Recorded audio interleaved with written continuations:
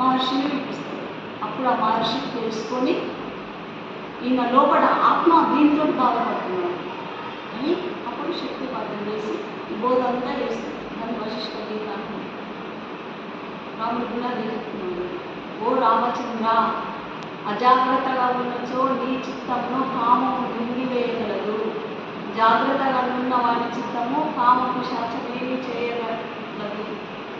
నువ్వు జాగ్రత్తగా ఉంటే ఇప్పుడు రాత్రికి పగలు కానీ మనం తలుపులు పెట్టుకుంటే దొంగలు రాకుండా నువ్వు తలుపులు తీసి ఎటైనా పోతే ఎవరైనా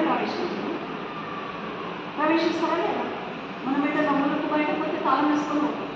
నువ్వు గొల్లెం పెట్టుకుంటే జాగ్రత్త పడు అంటున్నాను.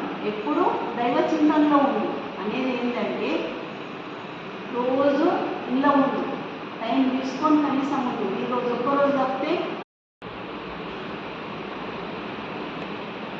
విద్యార్థి పరీక్ష పాస్ కావాలంటే సంవత్సరం అంతా బాగా చదవవలసి ఉంటుంది. అనగా పరీక్ష రోజునే పుస్తకం తెరిచినచో ఏం ప్రయోజనం ఉంటుంది?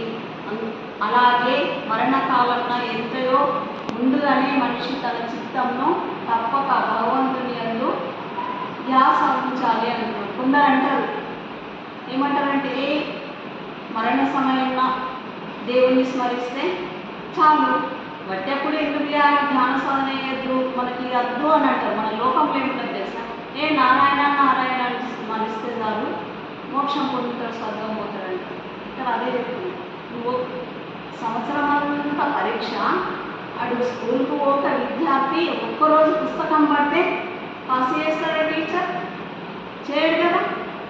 నువ్వు ఒక్కరోజు నువ్వు వెళ్ళిపోయే ముందు ఒక్కరోజు నారాయణ నారాయణ దర్శనం చేసుకోవడము నాకు దొరికింది కాబట్టి నేను మీకు అభినందనలు, నా సౌభాగ్యం నాకు లభించింది, మిమ్మల్ని సత్కరించడము, మీ దర్శనం నాకు లభించడము, మీ ప్రవచనం నాకు లభించడం అని ఇక్కడ వాహే గురువు నాందేడ్ గురువు చెప్తున్నాడు. ఇక్కడ